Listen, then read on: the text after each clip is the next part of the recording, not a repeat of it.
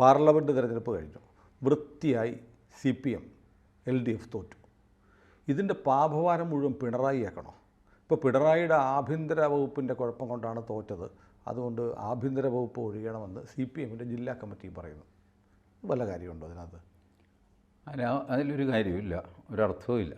കാരണം അവരുടെ CPMൻ്റെ സെറ്റപ്പ് അങ്ങനെയാണ്. ഇപ്പോഴും ആഭ്യന്തരമന്ത്രി എന്നൊക്കെ പറഞ്ഞ് പിണറായി വിജയൻ ഇരിപ്പുണ്ടെങ്കിലും മുഖ്യമന്ത്രിയുടെ പൊളിറ്റിക്കൽ സെക്രട്ടറിയാണ് ഡി ഫാക്റ്റോ ആഭ്യന്തരമന്ത്രി. അദ്ദേഹമാണ് കാര്യങ്ങൾ തീരുമാനിക്കുന്നത്. അപ്പോൾ നിങ്ങൾ പിണറായി വിജയൻ ഇപ്പോൾ വകുപ്പ് ഒഴിഞ്ഞു, എന്നിട്ട് MV ഗോവിന്ദനെ ആഭ്യന്തരമന്ത്രിയാക്കുന്നു വെച്ചു. അപ്പോഴും ഈ ഡി ഫാക്റ്റോ ആഭ്യന്തരമന്ത്രിയായിട്ട് ആക്ട് ചെയ്യുന്നത് ഈ മനുഷ്യനായിരിക്കും, മുഖ്യമന്ത്രിയുടെ പൊളിറ്റിക്കൽ സെക്രട്ടറി ആയിരിക്കും. അതാണ് പാർട്ടിയുടെ സെറ്റപ്പ്. അങ്ങേരിൽ നിന്നാണ് ഈ ഉത്തരവെല്ലാം പോലീസിൽ പോകുന്നത്. അതെങ്ങനെ ശരിയാവും? ഒരു പൊളിറ്റിക്കൽ സെക്രട്ടറി, ഒരു രാഷ്ട്രീയക്കാരൻ, അയാൾ പറയുന്ന ഉത്തരവുകൾ പോലീസ് അംഗീകരിക്കേണ്ട കാര്യമുണ്ടോ? അംഗീകരിക്കേണ്ട കാര്യമുണ്ടോ എന്ന് ചോദിച്ചാൽ അംഗീകരിച്ചേ പറ്റുള്ളൂ. ആ മനുഷ്യൻ ഇടുന്ന ഉത്തരവ് ആഭ്യന്തരമന്ത്രി ഇടുന്ന ഉത്തരവാണ്. അതുകൊണ്ട് ഉത്തരവ് പറഞ്ഞാൽ ബ്ലാക്ക് ആൻഡ് വൈറ്റ് കൊടുക്കുമോ? ബ്ലാക്ക് ആൻഡ് വൈറ്റിൽ കൊടുക്കില്ല. ബ്ലാക്ക് ആൻഡ് വൈറ്റിലൊന്നും കൊടുക്കേണ്ട കാര്യമില്ല. സുനിലിനെ പിടിച്ച് 2 അടി കൊടുക്കുമെന്ന് പറഞ്ഞിട്ട് എഴുതി തരുമോ ആരെങ്കിലും? പിന്നെന്ത് ചെയ്യും? ഫോൺ വിളിച്ച് പറയും. ആ ABC മലയാളം എന്നൊക്കെ പറഞ്ഞിട്ട് ഇവിടെ നടക്കുന്നില്ല, പിടിച്ച് 2 അടി കൊടുക്കടാവന്നിട്ട്. അല്ല, ഞാൻ ചോദിക്കുന്നത് അത് പാലിക്കാൻ ഈ പോലീസ് ഉദ്യോഗസ്ഥർക്ക് ബാധ്യതയുണ്ടോ? പോയി പണി നോക്കാൻ പറയാൻ പോലെ പോയി പണി നോക്കാൻ പറഞ്ഞാൽ ആ പോലീസ് ഉദ്യോഗസ്ഥന് ട്രാൻസ്ഫർ ആകും, അയാളുടെ പ്രൊമോഷൻ തടയപ്പെടും, അയാൾക്ക് ഒരുപാട് ഉപദ്രവങ്ങളുണ്ടാകും പറഞ്ഞു കേട്ടില്ലെങ്കിൽ. മാത്രമല്ല, പോലീസിൽ CPMൻ്റെ സെല്ലുണ്ട്, ഫ്രാക്ഷനുണ്ട്, പോലീസ് അസോസിയേഷൻ അവരങ്ങോട്ട് ഫീഡ്ബാക്ക് കൊടുക്കും. ആ ABC മലയാളത്തിൽ സുനിൽ വടയാർ ഇച്ചിരി മൂക്കുന്നുണ്ട് കേട്ടോ, എന്താ ചെയ്യേണ്ടത്? അങ്ങനെ ഞാൻ ശ്രദ്ധിച്ചില്ല, അത് വീഡിയോ കണ്ടില്ലേ? ഞാൻ ശ്രദ്ധിച്ചില്ല, എനിക്ക് നേരം കിട്ടില്ല. അതൊന്ന് കാണേണ്ടതാണ്, അവനെ ഒന്ന് കൈകാര്യം ചെയ്താലോ? അത് വേണ്ട പോലെ ചെയ്തോ. അങ്ങോട്ട് ഫീഡ്ബാക്ക് കൊടുത്തിട്ട് ഒരുത്തനെ തട്ടട്ടെ എന്ന് ചോദിക്കുന്നു. എനിക്ക് പണി മേടിച്ച് തരാനുള്ള ഇത് ഈ സെറ്റപ്പ് അങ്ങനെയാണെന്നേ, ഈ സെറ്റപ്പ് അങ്ങനെയാണ്. അതിൻ്റെ കീഴിലാണ് നമ്മളൊക്കെ ജീവിക്കുന്നത്, അവരുടെ ദയയിലാണ് നമ്മളൊക്കെ ജീവിക്കുന്നത്. അപ്പോൾ അത് നിങ്ങൾ ആ മുഖ്യമന്ത്രി ആഭ്യന്തരം ഒഴിഞ്ഞു എന്ന് പറഞ്ഞു കഴിഞ്ഞാൽ ഒന്നും സംഭവിക്കാൻ പോണില്ല. The setup will continue. System അങ്ങനെ ആക്കിയെടുത്തിരിക്കുകയാണ്. ഇപ്പോൾ 2ാം പിണറായി സർക്കാരല്ലേ, 1ാം പിണറായി സർക്കാർ മുതൽ തുടങ്ങിയ സിസ്റ്റമാണ്. അതിനകത്ത് നേരത്തെ ഉണ്ടായിരുന്നതിൽ അച്യുതാനന്ദൻ എലമെൻസിനെയും വരെ എടുത്ത് നമ്മൾ ഈ കറിയിൽ നിന്ന് കരിവേപ്പിലെടുത്ത് മാറ്റുമല്ലോ. കരിവേപ്പില, പച്ചമുളക്, അത് ഇതൊക്കെ എടുത്ത് മാറ്റിയിട്ടാണ് നമ്മൾ പിന്നെ കാപ്പാട് തുടങ്ങുന്നത്. ഇതുപോലെ VS ഗ്രൂപ്പിനെ വരെ ആ പോലീസുകാരൻ, ആലപ്പുഴ DYSP, അവൻ VSൻ്റെ കൂടെ അല്ലായിരുന്നോ? അവൻ സ്ട്രോങ് ആയിരുന്നു. അവനൊരു കാര്യം ചെയ്യും, ട്രെയിനിങ്ങിലേക്ക് മാറ്റ്. ഇങ്ങനെ വരെ ചെയ്ത് ഉറപ്പിച്ച് വെച്ചിരിക്കുകയാണ് ഈ സിസ്റ്റം. അപ്പോൾ പോലീസുകാർ, ഞാൻ പോലീസുകാരെ കുറ്റം പറയില്ല കേട്ടോ. അവരുടെ ഡ്യൂട്ടി എന്താണെന്നറിയാമോ? ഇപ്പോൾ പാറാവ് ഡ്യൂട്ടി ഒരു പോലീസുകാരന് സ്റ്റേഷനിൽ റിലീവർ വരാതെ ഇയാൾക്ക് നടന്ന് പോകാൻ പറ്റില്ല. 48 മണിക്കൂറായിട്ടും റിലീവർ വന്നില്ലെങ്കിലും ഇയാൾ കണ്ടിന്യൂ ചെയ്യണം ആ നിപ്പ്. പാറാവ് റിലീവർ വരാത്തത് ഇവനൊരു പാരയിരിക്കട്ടെ എന്ന് വിചാരിച്ചിട്ടല്ല, റിലീവറെ വേറെ ഡ്യൂട്ടിയിൽ വിട്ടിരിക്കുക. കേന്ദ്രമന്ത്രിയെ കെട്ടിയെടുക്കുന്നുണ്ട്, അയാൾ എടപ്പള്ളിയിൽ മഴയും വെയിലും ഒക്കെ കൊണ്ട് നിൽക്കുകയാണ്. ഈ കേന്ദ്രമന്ത്രി ഇതിലെ പാസ് ചെയ്ത് പോയാലേ അയാൾക്ക് അവിടെ നിന്ന് വന്നിട്ട് ഇയാളെ റിലീവ് ചെയ്യാൻ പറ്റുള്ളൂ. അയാൾക്ക് അറിയാം ഇയാളവിടെ കാത്തു നിൽക്കുകയാണ്, ഞാൻ പോയില്ലെങ്കിൽ വലിയ പ്രയാസം. 2 ദിവസമേ അയാൾ സ്റ്റേഷനിൽ പാറാവ് ഡ്യൂട്ടി. ഇതൊക്കെയാണ് പോലീസുകാരുടെ പ്രഷർ. വെറുതെയാണ് പോലീസുകാർ ആത്മഹത്യ ചെയ്യുന്നത്. അതെ അതെ, അത് വലിയൊരു പ്രശ്നമാണ്. ചില ആളുകൾ പ്രൊമോഷൻ വേണ്ടെന്ന് പറയുന്നു. കാരണം ഈ ഒരു വശത്ത് ജനങ്ങളുടെ പ്രഷർ, മറുവശത്തു നിന്നും ഭരണകക്ഷിയുടെ പ്രഷർ. എന്ത് ചെയ്യും പോലീസുകാർ? ഇത് കൂടാതെ പോലീസ് സ്റ്റേഷൻ മാർച്ച്, അത് ഇത് വേറെ. ഒരുത്തനും തെമ്മാടത്തനും കാണിച്ച് അവനെ അറസ്റ്റ് ചെയ്തുകൊണ്ട് പോയി കഴിഞ്ഞാൽ അവൻ്റെ പാർട്ടിക്കാർ വന്നിട്ട് പോലീസ് സ്റ്റേഷൻ കയറിയിട്ട് അവനെ പിടിച്ചു പോകും. പ്രതികളെ അറസ്റ്റ് ചെയ്യാൻ സമ്മതിക്കില്ല, തടസ്സം നിൽക്കും. ഇങ്ങനെയൊക്കെയുള്ള പരിപാടികളുണ്ട്. നമ്മൾ അങ്കമാലി കണ്ടതല്ലേ, പാവം പോലീസുകാരുടെ നെഞ്ചത്ത് കയറിയ ഒരു പോലീസ് ജീപ്പ് അടിച്ചു തകർത്തു, അതിൻ്റെ മുകളിൽ കയറി നിൽക്കുന്ന DYFI. ഇത് ഇരിക്കട്ടെ, ആ പന്തീരാങ്കാവ് ഭർത്താവും ഭാര്യയും തമ്മിൽ വഴക്കുണ്ടായെന്ന് പറഞ്ഞ് 2 പോലീസുകാരെ പാവം സസ്പെൻഡ് ചെയ്തില്ല. അവരാകെ ചെയ്ത കുറ്റം എന്താണ്? നിങ്ങളൊന്ന് അടങ്ങ്, ഭാര്യയും ഭർത്താവും തമ്മിലുള്ള വഴക്കല്ലേ, കേസ് ചാർജ് ചെയ്യാനൊക്കെ വരട്ടെ, നമുക്ക് സംസാരിച്ചാൽ പോരെ എന്ന് ചോദിച്ചതിനാണ് സ്ത്രീ വിരുദ്ധൻ എന്നൊക്കെ പറഞ്ഞിട്ട് അയാളെ പിടിച്ചു. അവസാനം എന്തായി? ഇവർ 2 പേരും ഞങ്ങളുടെ വഴക്ക് തീർന്നു കേട്ടോ, നിങ്ങൾ പൊക്കോ. പോലീസുകാരൻ പിഴവില്ല. സസ്പെൻഷൻ കിട്ടിയത് മിച്ചം. ഇതാണ് പോലീസുകാരൻ്റെ ഗതികേട്. സസ്പെൻഷൻ്റെ കാര്യം പറഞ്ഞപ്പോഴാണ് ഓർത്ത് ഈ മലബാറെങ്ങാണ്ടുള്ളൊരു പോലീസുകാർ ഉമേഷ് FB പോസ്റ്റൊക്കെ ഇടുന്ന ആളാണ്. അതിനിടയ്ക്ക് 7ാമത്തെ 8ാമത്തെ തവണ സസ്പെൻഷനായി. നേരത്തെ സർക്കാരിനെതിരെ പറയുമെന്ന് പറഞ്ഞായിരുന്നു. ഇപ്പോൾ മുഖ്യമന്ത്രിയെ പ്രശംസിച്ചൊരു പോസ്റ്റ് ഇട്ടതിന് സസ്പെൻഡ് ചെയ്തു. DYSP ഹാജരാകാൻ പറഞ്ഞു. അപ്പോൾ പുള്ളി മറുപടി കൊടുത്തു, 7 മാസമായി സസ്പെൻഷനിലാണ്, ശമ്പളമില്ല, താമസിക്കാൻ സ്ഥലമില്ല, ഭക്ഷണം കഴിക്കാൻ കാശില്ല, അതുകൊണ്ട് വരാൻ പറ്റില്ല എന്ന്. അല്ല, അതും ഒരു പ്രശ്നമാണ്. ഈ പോലീസുകാർ, സർക്കാർ ഉദ്യോഗസ്ഥർ, ഇവരൊക്കെ ഫേസ്ബുക്കിൽ നിന്ന് പിന്മാറണം. വാസ്തവത്തിൽ പിന്മാറണം. ഗവൺമെൻറ് അത് ഇൻസിസ്റ്റ് ചെയ്യണം. You should not be there on Facebook. കാരണം ഈ സർവീസ് ചട്ടങ്ങളനുസരിച്ച് നിങ്ങൾ പബ്ലിക്കിൽ അഭിപ്രായങ്ങൾ പറയാൻ പാടില്ല. അല്ല, ഞാൻ പബ്ലിക്കിൽ ഗവൺമെൻറ്റുമായിട്ട് ബന്ധപ്പെട്ട കാര്യത്തിൽ ഞാനൊന്നും പറഞ്ഞില്ല, വേണ്ട, നിങ്ങൾ അഭിപ്രായം പറയണ്ട. അതാണ് പണ്ട് മുതലേ വന്ന ചട്ടം. അതാണ്. സർവീസിലിരിക്കുന്ന ആരും റിട്ടയർ ചെയ്യാതെ ഒരക്ഷരം പത്രത്തിലോ അവിടെ ഇവിടെയോ എഴുതില്ല. ONV കുറുപ്പ് സിനിമാ പാട്ട് എഴുതാൻ നേരത്ത് ബാലമുരളി എന്നുള്ള പേരിലാണ് എഴുതിയത്. അറിയാമോ? തുടക്കത്തിൽ അല്ല, അറിയില്ല. ബാലമുരളി എന്നുള്ള പേരിലാണ് ONV കുറുപ്പ് എഴുതിയത്. പിന്നെ ഗവൺമെൻറ്റിൻ്റെ സാങ്ഷൻ വാങ്ങിച്ചതിന് ശേഷമാണ് ONV എന്നുള്ള പേരിൽ എഴുതി. അതിനു മുമ്പ് തന്നെ 5-8 സിനിമയ്ക്ക് പുള്ളി പാട്ട് എഴുതി കഴിഞ്ഞിരുന്നു. സിനിമാ പാട്ടാണ്. ഒരു പാർട്ടിയും സംഗതി ഒന്നും അതിനകത്തില്ല. പ്രണയഗാനത്തിൽ എന്ത് party? But still it is not permitted. ഇതാണ് സർക്കാരിലെ പെരുമാറ്റച്ചട്ടം. ഇപ്പോൾ ഈ ദിവ്യായ അയ്യർ രാധാകൃഷ്ണനെ കെട്ടിപ്പിടിച്ചില്ലേ, അത് പെരുമാറ്റച്ചട്ടത്തിന് വിരുദ്ധമാണ്. രാധാകൃഷ്ണൻ ഒരു സുപ്പീരിയർ ഓഫീസറാണ്. കുറഞ്ഞപക്ഷം പ്രോട്ടോക്കോളിൽ ഒരു 8 നില മുകളിൽ നിൽക്കുന്ന ആളാണ് കളക്ടറേക്കാൾ മന്ത്രി. 2 സ്റ്റെപ്പ് എബവ് എന്നാണ് അവർ പറയുന്നത്. ഇപ്പോൾ എറണാകുളം ജില്ലാ കളക്ടർ സുനിലിനെ കാണുന്നു. സുനിൽ ആദ്യം കൈ നീട്ടിക്കൂടാ ഷെയ്ക്ക് ഹാൻഡിന്. കളക്ടർ കൈ നീട്ടിയാൽ സുനിലിന് കുലുക്കാം. അതല്ലാതെ സുനിലായിട്ട് കൈ നീട്ടാൻ പാടില്ല. ബിക്കോസ് മര്യാദ അനുസരിച്ച് അദ്ദേഹം എറണാകുളം ജില്ലയുടെ കളക്ടറാണ്. അങ്ങേരുടെ നേർക്കൊരു സൗഹൃദഹസ്തം നീട്ടുക എന്ന് പറയുന്നത് തെറ്റാണ്. അത് ചെയ്തുകൂടാ.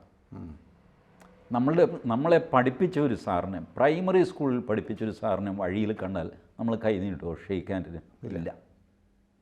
സാറ് കൈ നീട്ടിയാൽ നമ്മൾ എംബ്രാസ്ഡ് ആവും. സാർ നമസ്കാരം എന്നൊക്കെ പറയും. കയ്യിൽ കയറി പിടിക്കില്ല. ബിക്കോസ് ഈ കൈ പിടിക്കുന്നതിലൂടെ നിങ്ങൾ ഈക്വലാണെന്നൊരു മെസ്സേജ് കൂടെ അതിനകത്ത് പോകുന്നുണ്ട്. We are not equal. ജില്ലാ കളക്ടർക്ക് തുല്യമല്ല ഒരു സാധാരണ പൗരൻ പ്രോട്ടോക്കോൾ അനുസരിച്ച്. അപ്പോൾ ദിവ്യായ അയ്യർ സ്നേഹത്തിന് പ്രോട്ടോക്കോൾ ഇല്ല എന്നൊക്കെ പറഞ്ഞ് ഇങ്ങനെ പരസ്യമായിട്ട് കെട്ടിപ്പിടിക്കാനൊക്കെ തുടങ്ങിക്കഴിഞ്ഞാൽ മനുഷ്യർ കുടുങ്ങിപ്പോകും.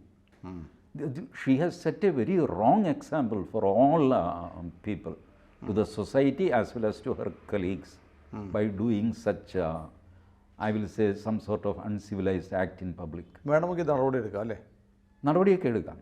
രാധാകൃഷ്ണൻ അതിൽ എംബ്രാസ്ഡാണ്. രാധാകൃഷ്ണൻ ഫോട്ടോ നോക്കുന്നു. രാധാകൃഷ്ണൻ കൈ ഇങ്ങനെ പുറകിലേക്ക് പിടിച്ചിരിക്കുന്നു. മാത്രമല്ല ഒരു അമ്പരപ്പ്, എംബറാസ്മെൻ്റ് എന്ന് നമ്മൾ ഇംഗ്ലീഷിൽ പറയും. പെട്ടെന്നൊരു സ്ത്രീ വന്ന് കെട്ടിപ്പിടിച്ചു കഴിഞ്ഞാൽ അന്തം വിട്ടു പോകുമല്ലോ മാന്യന്മാർ. അല്ല, അത് ഏഷ്യാനെറ്റിൽ സംസാരിച്ചപ്പോഴും ആ പരിഭ്രാന്തി ഉണ്ടായിരുന്നു. അത് മാത്രമല്ല, ഞാൻ അറിയുന്നത് ഇതിപ്പോൾ നടന്ന സംഭവമല്ല. ഇവർ പത്തനംതിട്ട ജില്ലാ കളക്ടർ സ്ഥാനം ഒഴിഞ്ഞിട്ട് നമ്മുടെ വിഴിഞ്ഞം പദ്ധതിയുടെ ചാർജിലേക്ക് പോകുന്നു. പത്തനംതിട്ടയിൽ നിന്ന് ദിവ്യായർ മാറുന്നു വിഴിഞ്ഞം പോർട്ടിൻ്റെ ചുമതലയിലേക്ക്. ആ സമയത്ത് യാദൃച്ഛികമായിട്ട് രാധാകൃഷ്ണൻ അവിടെ പോകുന്നു, വേറെ എന്തോ ചടങ്ങിന് പോകുന്നു. ഇവർ തമ്മിൽ, സാർ ഞാനിന്ന് പോവുകയാണ്, സാറിനെ കണ്ടതിൽ സന്തോഷം. അന്ന് കെട്ടിപ്പിടിച്ച ഫോട്ടോയാണ് ഇന്ന് ദിവ്യായ അയ്യർ സോഷ്യൽ മീഡിയയിൽ ഇട്ടിരിക്കുന്നതെന്ന് ഉത്തരവാദപ്പെട്ട ചില പത്രപ്രവർത്തകർ എന്നോട് പറഞ്ഞു. അപ്പോൾ അതിനൊരു ഒരു മോട്ടീവുണ്ട് അതിൻ്റെ പുറകിൽ, ഇല്ലേ? അത് ചെയ്തുകൂടായിരുന്നു. അന്ന് തന്നെ ഇട്ടെങ്കിൽ ശരി, അത് നിഷ്കളം എന്ന് വിചാരിക്കാം. ഇപ്പോൾ ചെയ്തത് അതൊരു ശരിയായ കാര്യമല്ല. ഇങ്ങനെയൊക്കെ അല്ല പൊതുരംഗത്ത് IASകാർ പെരുമാറേണ്ടത്. IASകാരെ ജനങ്ങൾ കാണുന്നതും ഈ രീതിയിലല്ല. ആവേശം കയറിയിട്ട് ആരെങ്കിലും കെട്ടിപ്പിടിക്കുക, ഡാൻസ് കളിക്കുക. ഇപ്പോൾ നിങ്ങൾ ഒരു ഓണാഘോഷം പരിപാടി, ക്രിസ്മസ് ആഘോഷം, അതിൻ്റെ കൂടെ അവിടെ നിങ്ങൾ പോകുന്നു, അവരുടെ കൂടെ 1-2 വരി നിങ്ങൾ പാടിയാൽ കുഴപ്പമില്ല. അതൊരു ഫുൾ പാട്ട് പാടി യൂട്യൂബിൽ അപ്ലോഡ് ചെയ്യുക എന്നൊക്കെ പറഞ്ഞു കഴിഞ്ഞാൽ നിങ്ങൾ പാട്ടുകാരി ആണെങ്കിൽ തന്നെ ആ സ്കില്ല് കാണിക്കേണ്ടത് അവിടെയല്ല, വേറൊരു സ്ഥലത്താണ്. You are an IAS collector. അപ്പോൾ വെറുതെ തമാശ കളിയല്ല. നിങ്ങളുടെ പെരുമാറ്റം 10 പേര് ശ്രദ്ധിക്കുന്നുണ്ട്. ഇതിനു മുമ്പ് പോലീസിലൊരിക്കലും ഉണ്ടായതാണ്. ഒരു SP ജില്ലാ പോലീസ് സൂപ്രണ്ടാണ്. അദ്ദേഹം വൈകുന്നേരം പരസ്യമായിട്ട് ഡ്യൂട്ടി കഴിഞ്ഞ് ബാറിൽ കയറി മദ്യപിക്കും. എന്നിട്ട് വീട്ടിലേക്ക് നടന്നു പോകും. എല്ലാവരും കാണുക സിവിൽ ഡ്രസ്സിലാണ്. ഡിപ്പാർട്ട്മെൻറ്റ് ഇതിൽ ആക്ഷൻ എടുത്തു. ഇദ്ദേഹം വാദിച്ചു, ഞാനൊരു കുറ്റവും ചെയ്തിട്ടില്ല, ബാറ് അനധികൃതമല്ല, മദ്യപിക്കുന്നത് കുറ്റകരമല്ല, ഞാൻ ആരെയും ഉപദ്രവിച്ചിട്ടില്ല, ഞാൻ ചീത്ത പറഞ്ഞിട്ടില്ല, ഒന്നും ചെയ്തിട്ടില്ല, ഞാൻ സിവിൽ ഡ്രസ്സിലാണ്, I am not on duty, I have not done anything wrong. എന്നിട്ട് ഡിപ്പാർട്ട്മെൻറ്റ് എനിക്കെതിരെ നടപടി എടുക്കുന്നത് എന്താ? He went to high court. But high court പറഞ്ഞു, സി നിങ്ങൾ ഒരു ഇല്ലീഗൽ ആക്ട് കാണിച്ചോ എന്നുള്ളതല്ല, people expect some decency from you. ഡീസൻസിക്ക് നമുക്ക് നിർവചനമൊന്നും കൊടുക്കാൻ പറ്റില്ല. 4 പേര് കേട്ടാൽ നടക്കുന്ന ഒരു കാര്യം. ജില്ലാ പോലീസ് സൂപ്രണ്ട് വെള്ളമൊക്കെ അടിച്ചിട്ട് പതുക്കെ വഴിയിലൂടെ നടന്നു വരുന്നത് ഒരു നല്ല കാഴ്ചയല്ല. നിങ്ങളൊരു നല്ല മെസ്സേജല്ല സൊസൈറ്റിക്ക് കൊടുക്കുന്നത്. അതാണ് നിങ്ങളുടെ കുഴപ്പം. അതുകൊണ്ട് പോലീസുകാർക്ക് നിങ്ങളെ പിടിക്കാനോ ശിക്ഷിക്കാനോ സാധ്യമല്ല, കാരണം IPC കുറ്റം ചെയ്തിട്ടില്ല. ബട്ട് ഡിപ്പാർട്ട്മെൻറ്റിന് നിങ്ങളെ ശിക്ഷിക്കാം. അത് ഡിപ്പാർട്ട്മെൻറ്റിൻ്റെ കോഡ് ഓഫ് കോണ്ടക്റ്റിൽ ഉണ്ടോ എന്ന് നോക്കിയിട്ടല്ല, എറ്റ്സെട്ര എന്നൊക്കെ പറഞ്ഞ് ചില സ്ഥലത്ത് എഴുതുന്നത് അതിന് വേണ്ടിയിട്ടാണ്. കാരണം എല്ലാ സാധനവും ഈ പെരുമാറ്റച്ചട്ടത്തിൽ എഴുതാൻ പറ്റില്ല. അതുകൊണ്ട് ചില കാര്യങ്ങളിൽ അവർ എറ്റ്സെട്ര ഇട്ട് വയ്ക്കുക, അത് ഇതിന് വേണ്ടിയിട്ടാണ്. And action was taken against him. അപ്പോൾ അന്ന് സർക്കാർ കൊടുത്ത ഒരു മെസ്സേജ് മൊത്തം പോലീസ് സേനയ്ക്ക്, നിങ്ങൾ പബ്ലിക്കിൽ you must be seen as decent, whether you are on duty or not. Duty hours കഴിഞ്ഞാൽ പിന്നെ നിങ്ങൾക്ക് എന്തും ചെയ്യാമെന്നാണ്.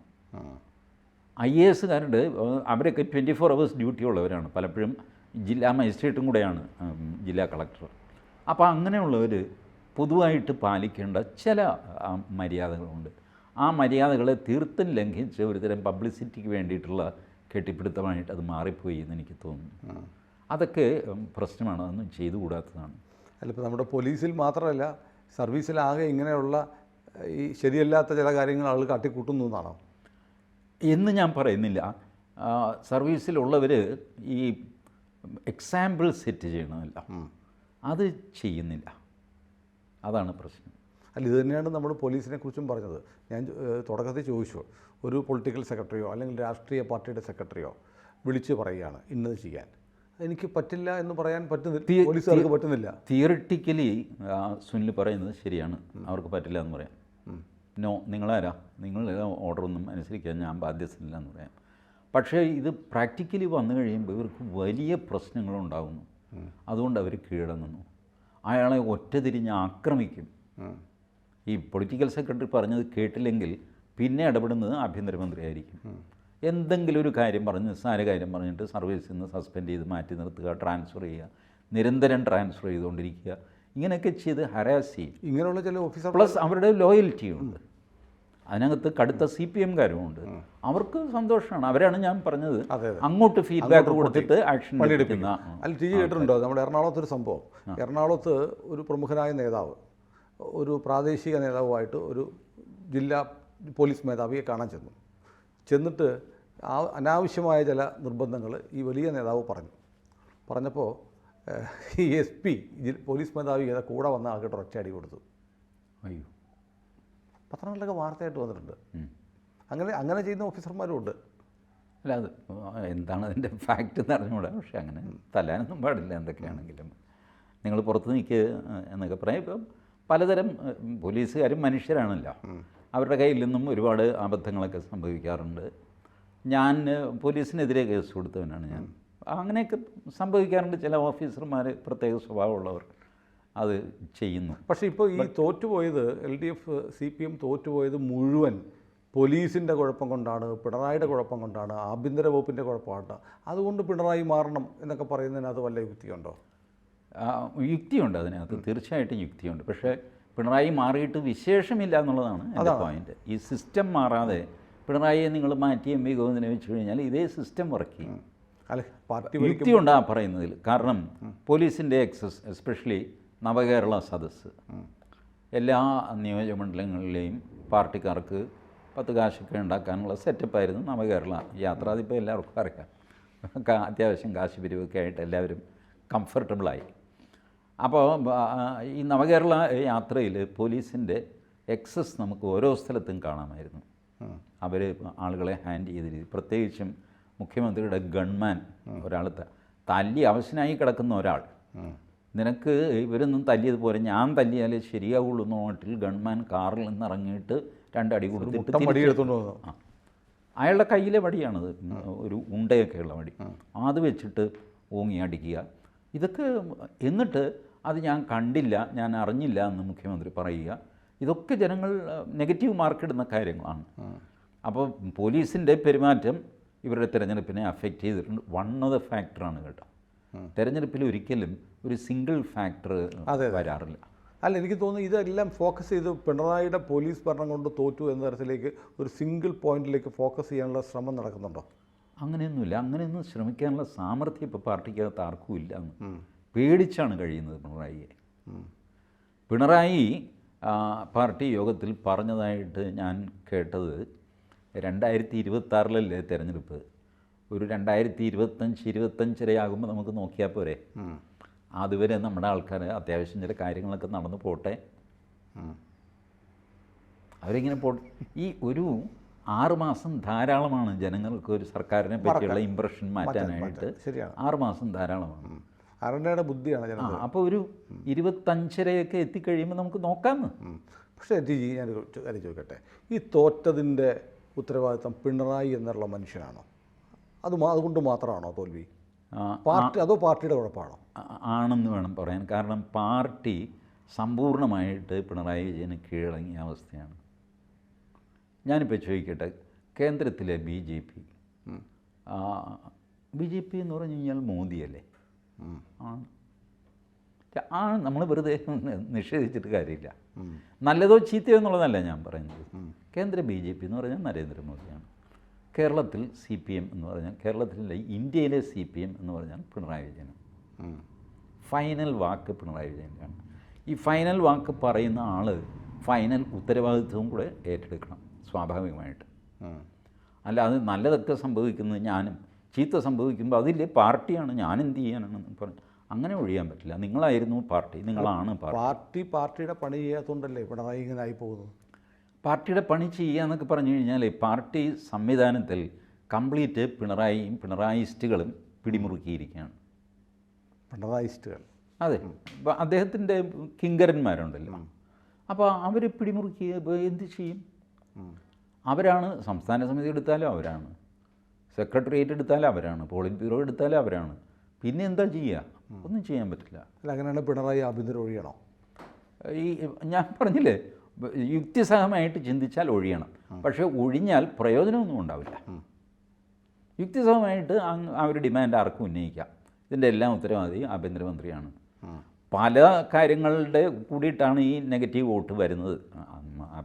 പോലീസിൻ്റെ നടപടി മാത്രമല്ല, that is one among the reasons, one among many reasons ആണ് പോലീസിൻ്റെ ആക്ഷൻ. അപ്പോൾ പിന്നെ ശരി, ആ ആക്ഷൻ്റെ ഉത്തരവാദി ആഭ്യന്തരമന്ത്രി ആയതുകൊണ്ട് ആഭ്യന്തരം പിണറായി ഒഴിയണം എന്ന് പറയാം, അതിൽ യുക്തിയുണ്ട്.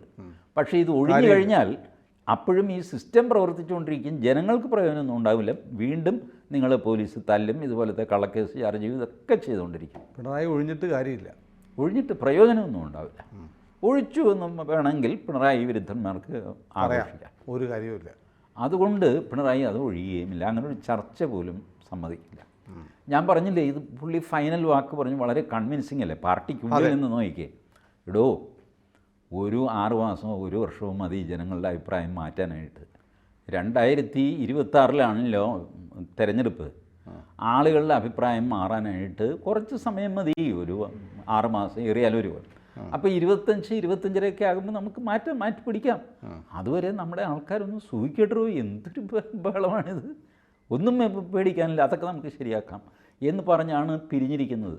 അതുകൊണ്ട് ഈ പറഞ്ഞ ഒരു കാര്യവും ഒരു ചുക്കും നടക്കാൻ പോകുന്നില്ല. പിണറായി ആഭ്യന്തരം ഒഴിയുകയില്ല, ആഭ്യന്തരം പിണറായിയെയും ഒഴിക്കുകയില്ല. അപ്പോൾ ഇത് ആ സമയത്ത് ഒരു കിറ്റപ്പൻ ദൈവത്തിൻ്റെ അവതാരപ്പിറവി കൂടെ ഉണ്ടായാൽ എല്ലാം ശരിയായി.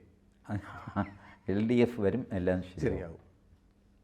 കൂടുതൽ വാർത്തകളും വിശേഷങ്ങളും നിങ്ങളിലേക്ക് എത്താൻ ABC മലയാളം സബ്സ്ക്രൈബ് ചെയ്യുക, ബെൽ ബട്ടണും അമർത്തുക.